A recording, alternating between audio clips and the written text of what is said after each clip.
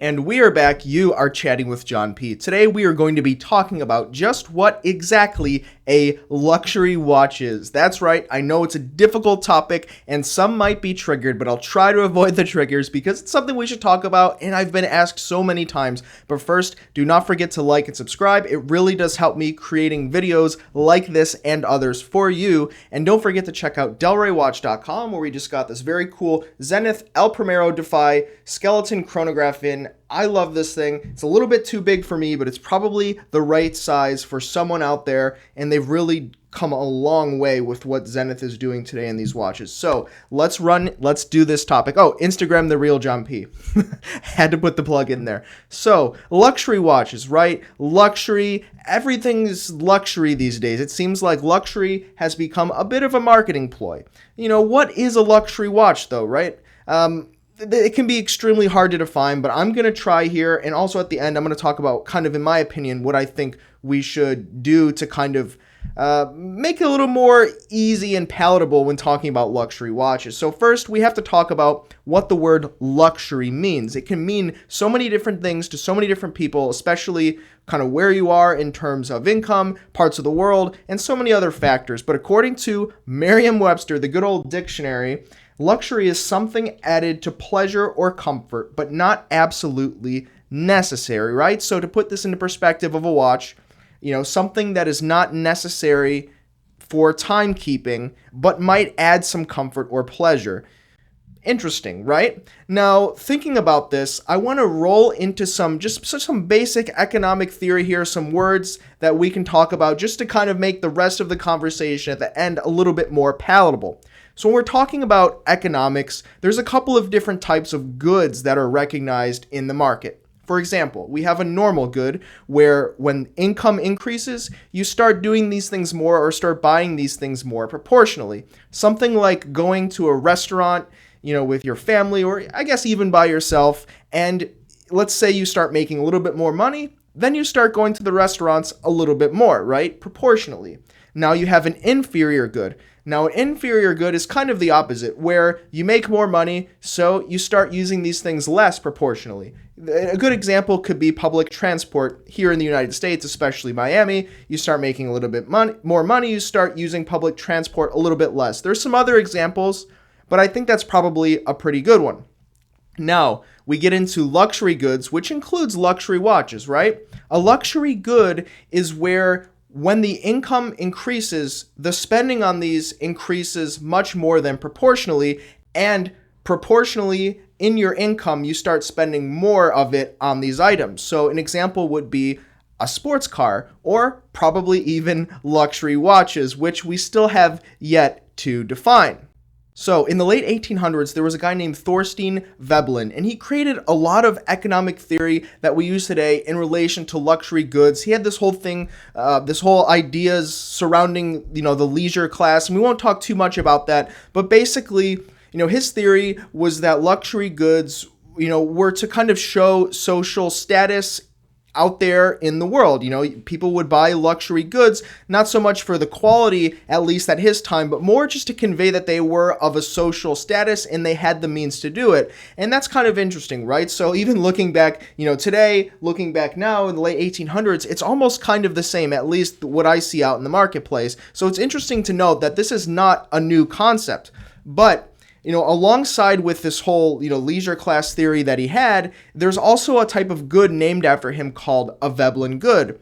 And with a Veblen Good, basically, when the item price increases, the demand for it is going up as well. And that's kind of crazy, right? So in normal economic theory, you would say, okay, the price is going up, the demand goes down. With this good, it's a little bit different because people are buying it because of the price and the perceived quality out there in the market. A good example would be a Bugatti, perhaps, or even a Richard Mille, which is what we see unfolding today.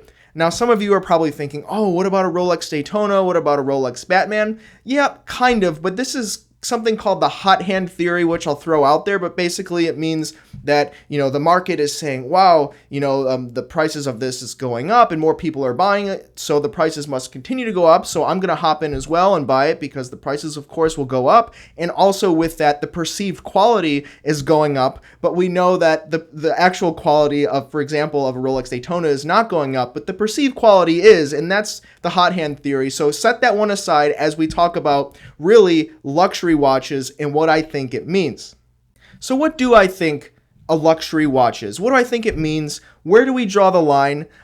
Here's where I think we draw the line. I don't think that we do draw the line, because if we look at the definition right here, we can see that anything past what is absolutely necessary to keep the time, or to time your dive, or to time something on a racetrack with a chronograph, anything past that adds comfort or, feeling or displaying social status, rolling it back into this Veblen guy, that would just be luxury. So it's very simple. You could say $30 or $100 US. Yeah, we could draw the line there. That seems reasonable. The watch is not going to have the craziest quality, and it's going to have the bare functions you need.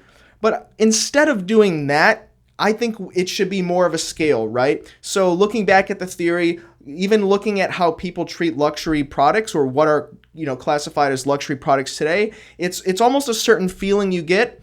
But aside from that, it's what everyone else in the social setting out in the world kind of perceives them to be, right? If a Rolex watch was not perceived as being, this super high-end luxury item, would it be? I think that, if we look at the specs, there are some pieces that Seiko produces, in their prospects line that could easily rival Rolex in many regards, especially in terms of timekeeping. But not all the time Seiko is regarded as a luxury product. So I think when we look at this, we have to really consider a luxury product in general with what people think past the definition, and kind of, it could be different depending on the market, right? Grand Seiko might mean much higher luxury in Japan than it does in the United States. And the examples go on and on and on. But what I think we should do here is, I think there should be a scale, right? A sliding scale of luxury that just kind of defines or determines how luxury a product is, right?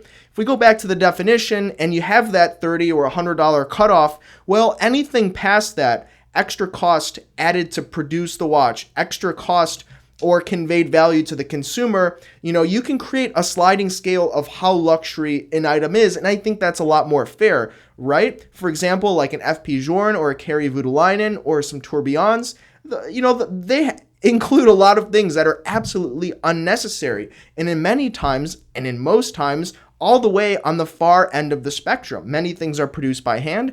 Who needs to do that? Many things have special procedures to give them, blued screws, certain polishing, finishes, Cote de Genève. None of that is necessary. And the more of that you add to the watch, the prices generally increase, which is a byproduct of becoming more luxury, or conversely. But at the same point, it's unnecessary. So in summation, I think it makes a lot more sense to kind of have a sliding scale of luxury. And I think it's also a lot more fair to different parts of the world, and also different places and different people and different considerations and different circumstances. Because what we also see is, we see that brands are starting to call themselves luxury, and they barely meet the minimum necessities that are out there, companies like Movement and etc. So yeah, it becomes a little dicey, but I hope that, in the information I gave you here today, that we can all kind of together agree that there's a big sliding scale of luxury, and I don't think we should look down on any brands because they might not have all of the features of an FP Journe or a Kari Voutilainen or, some of the others. But at the same point, I think we need to recognize that, there are certain things that make wristwatches more pleasurable, more enjoyable, and certainly much more expensive for all of us as watch collectors. So hopefully you enjoyed it. Don't forget to like and subscribe. It does help me. Leave in the comments below things you'd like to see in the future, just like this video was suggested to me. And also delraywatch.com, very cool Zenith El Primero, definitely a luxury watch, and Instagram, The Real John P. You have been chatting with John P. Ciao.